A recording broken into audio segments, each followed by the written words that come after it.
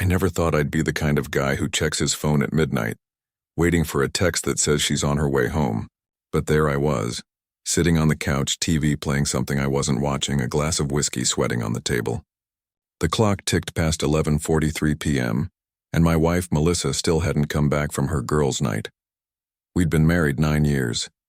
Not perfect ones, but good enough that I believed we could fix whatever cracks appeared. Lately, though, it felt like I was the only one trying. Dinner conversations had turned into background noise. Her laughter, the one that used to fill rooms, now belonged to her phone screen. That night I sent her a message. "You heading home soon?"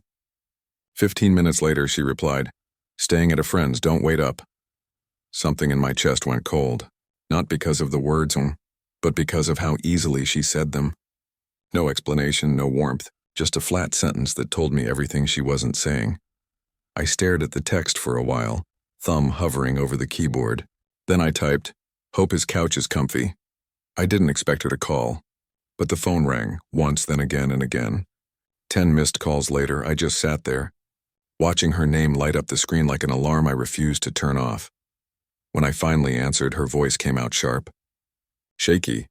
"What's that supposed to mean, Daniel?" I let out a breath I didn't realize I'd been holding. "You tell me, Melissa. Who's the friend?" Silence. Then the sound of a car engine. I could hear her trying to form a lie, the kind that starts in panic and dies in guilt. "It's not what you think." "Then what is it?" I asked. "We were just talking, I didn't—" "At midnight." "On a weekday?" Another pause.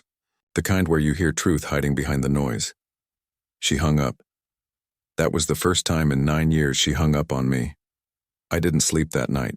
I sat there, watching the shadows move across the living room wall, listening to the hum of a fridge that suddenly sounded too loud. You learn a lot in silence, how heavy it feels when the person you built your world around stops being part of it. She came home around 3:17 a.m., keys jingling, door creaking, the faint smell of perfume that wasn't hers anymore. I didn't say a word. She didn't either. She just walked past me, her eyes darting away like I was the mirror she couldn't face. The next morning she tried to act normal. Coffee machine on, makeup brush clinking against the counter. "Rough night?" she asked, pretending not to know why. "Yeah," I said. Didn't get much sleep. Couch was comfy, though. Her hand froze midair. She didn't look at me. That was the moment I realized guilt isn't always loud. Sometimes it's just quiet breathing in the same room.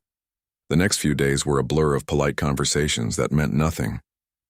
She'd text me from work, short cold messages, "Home late," "Busy, don't wait up," and I'd reply with nothing more than, "Okay." I wasn't trying to trap her. I just wanted to see if she'd even notice I'd stopped fighting. She didn't. That Friday, her phone buzzed while she was in the shower. I didn't touch it, didn't have to. The screen lit up enough for me to read his name. Evan. I remembered the name. She mentioned him once. Said he worked with her on some marketing project. Back then I didn't think twice. Now that name sat on the screen like a confession. When she got out, I was sitting on the edge of the bed. She noticed my eyes flick toward the phone and froze. "It's just work," she said too quickly. "Melissa," I said softly, "do you really want to lie to me or to yourself?" Her mouth opened, then closed. She didn't answer. That night she slept facing the wall. I watched her shoulders tremble once, maybe from guilt, maybe from pretending she wasn't crying. And as strange as it sounds, I didn't hate her. I hated that somewhere along the line we stopped being a team, that love turned into defense, that I was now the guy making sarcastic jokes to hide heartbreak. By Sunday, I had already made my decision. I wasn't going to confront her again. I wasn't going to beg for honesty or fight for something she'd already given away. I simply waited for the next text that said, "Staying at a friend's." Because this time, my reply wouldn't be a joke. It would be goodbye. When the next text finally came, it was a Wednesday night. Rain tapping against the window, TV humming in the background, dinner getting cold. Her message arrived at 9:42 p.m. "Staying at a friend's, don't wait up." Same words. Same casual cruelty. But this time I smiled. I didn't reply right away. I poured myself a drink, stared out the window, and let the silence stretch long enough for it to mean something. Then I typed, "Hope his couch is comfy." No anger. No sarcasm dripping this time. Just finality. Like a door quietly closing. Within seconds, my phone lit up.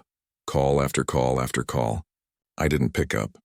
I wanted her to feel the space she'd created. The distance she thought she could control now belonged to both of us. When she finally stopped calling, I turned the phone face down and walked to the bedroom. There was something liberating about not caring if she'd come home or not. For the first time in months, I felt peace, the kind that comes when you stop begging for clarity and start choosing yourself instead. The next morning, I woke up early. Her side of the bed was untouched. I brewed coffee for one, packed my laptop, and drove to a small diner 2 towns over. I worked from there all day, surrounded by the sound of strangers talking, voices that didn't lie, didn't pretend. Around noon, I got a text. "Daniel, please answer." I need to explain, I didn't. At 4:30, another message followed. "It's not what you think. I swear, and at 7:12, can we talk, please? I'm home." I finished my coffee, paid the bill, and drove back, calm, quiet, no storm left in me. When I walked in, she was sitting on the couch, knees pulled to her chest, mascara smudged. Her phone was beside her, screen dark now. The same one that used to light up with someone else's name. "Daniel," she said softly. "Nothing happened. We just talked." "I know," I said. "But that's the problem." She looked confused. I sat across from her, leaned forward, elbows on my knees. "You stopped talking to me.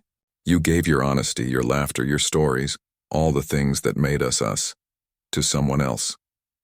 That's not cheating with your body. That's cheating with your heart." Her eyes filled with tears. "I didn't mean to." "Yeah," I said quietly. "That's how it always starts." For a while, neither of us spoke. The room felt smaller, like the walls themselves were tired of pretending. I stood up, walked to the kitchen, grabbed my keys. "Where are you going?" she asked, panic rising in her voice. "To sleep. Somewhere peaceful. Please, Daniel." "You wanted space," I said. "Now you've got it." I left before she could say another word. That night I checked into a small roadside motel. The sheets smelled like bleach and quiet. I lay there staring at the ceiling, realizing something I should have months ago.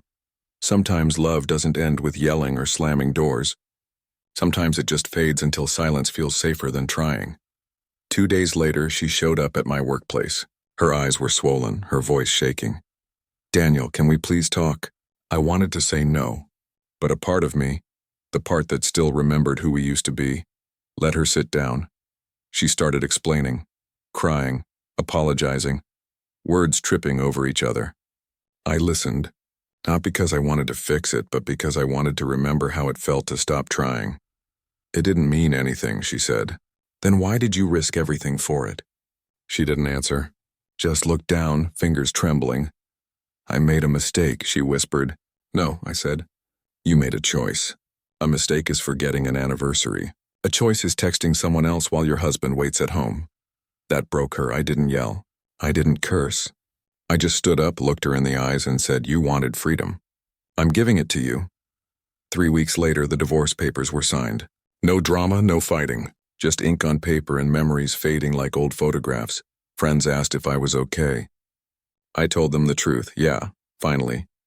Because peace doesn't always come from forgiveness. Sometimes it comes from walking away quietly, knowing you gave enough chances to someone who mistook your patience for weakness. Every now and then, she still texts me. Random things. Songs we used to share, photos of our old dog.